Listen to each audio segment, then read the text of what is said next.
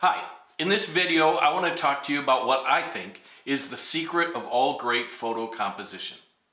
It answers that question that says, why is this photograph so captivating, so compelling, one that I want to look at over and over again? I call this secret the yellow brick road. And I'm going to talk about what it means, how it works, and how it can work for you. Plus, if you watch all the way to the end of the video, I've got a secret little tip for how you can always choose the right focal point for any one of your photos. My name is Gary Mays, and I created the PhotoApprentice channel to help you take pictures that you'll love and you'll love to share with others. In fact, I think all of us can become great photographers if we just work at it one micro skill at a time. But when we start learning those skills, taking pictures becomes more fun and becomes a source of real joy, and I think I can help you with that. So let's dive in. What makes a photo so captivating? Now, there are a lot of little pieces. Like a good photo captures emotion. It tells a story. It probably has a great degree of contrast between light and dark and contrasting colors. It might have motion to it.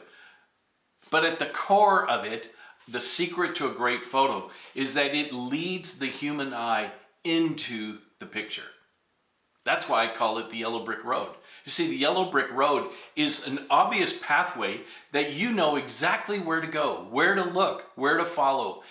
But the secret is that a compelling photo leads the viewer's eye into the image.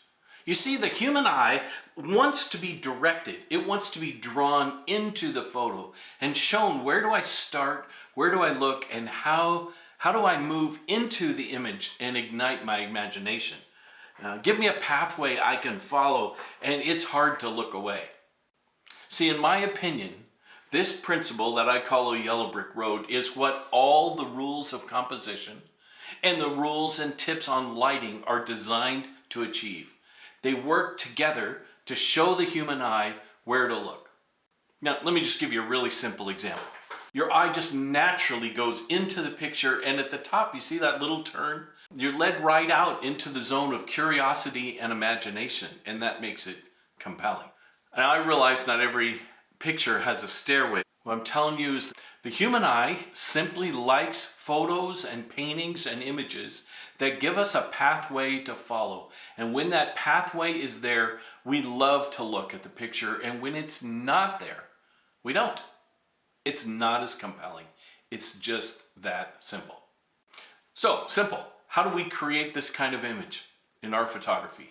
Number one, choose your focal point. That is your subject, the main thing you want to emphasize in your picture. And then, the second step, just pause. Probably pull back, lower the camera, and look around.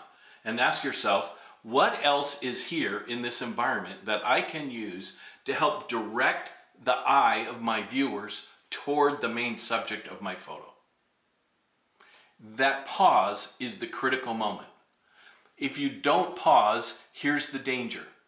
You will get seduced by the image itself. You get seduced into saying, I've got to capture that. That's so compelling.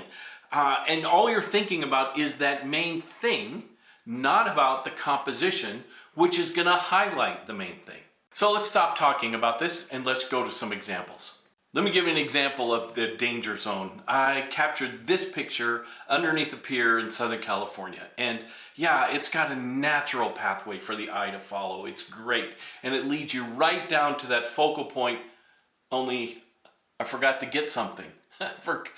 Only there is nothing at the focal point. There is nothing that's there really. And I have no idea what would have happened if I would have just paused, looked around a little longer, waited a few more minutes. I might have captured something that would have made this a photo I was excited about. So it's easy to get caught up. There's a tip. But what do you do if you're out taking pictures and there's nothing like a big stairway?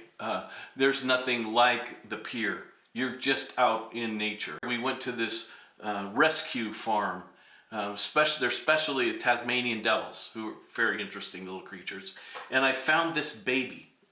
And is just gorgeous. Young little Joey. I took tons of pictures looking to get something, and then I captured this one. I caught him where the pathway for the eye is defined by those green leaves on the grass the stairway coming the other way. Everything about this picture draws my eye right in to gaze at his eyes. And it just became a great photo. I love that one. Let me take you to another picture. I want to walk with you for this one in a little bit. 5 or 6 years ago, my wife and I were in Italy, and as a photographer, I wanted to get to Cinque Terre. I mean, it's so stunning. And so here we are in the city of Vernazza, and I had a chance to take photos in the harbor there. But if I think about this from the perspective of the yellow brick road, the yellow brick road's a little confusing. Your eye kind of starts in the foreground with this group of kayaks, and then you go over to the one that's caught in the sunlight, which was kind of exciting.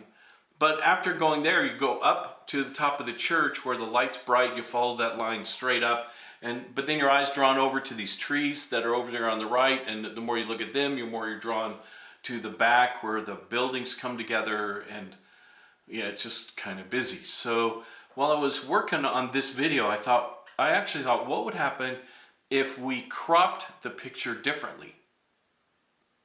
And now I look at it in a portrait mode, and I realize I can trim all that other stuff out and actually create a very specific pathway for the eye to follow that starts with the reflections in the front that lead you right up to that bright orange kayak in the middle of the sunlight, and directly above that takes you to the clock tower, and it just draws you straight in to those featured elements of the photo. And to me, that makes a much more compelling image. Okay, that brings me to your assignment. In all my videos, I want to give you an assignment, a way to go practice and experiment with this principle, with this skill. And my assignment today is actually to put your camera down and look up famous paintings and famous painters and look to see how in their paintings they created a natural little pathway to guide your eye from the full scope of the frame to the focal point, the main element that they wanted you to see. Hey, you know how this goes. If you like this video, do the big three. Like it, subscribe, and share a link with your friends. By doing those three things, you're going to help other people discover how they can take pictures that they're going to love and that they're going to love to share with others. You're going to help them find more joy in their lives and in their photographs. I promised that if you watch till the end, I'd give you a simple tip on how to select the right focal point in your photos.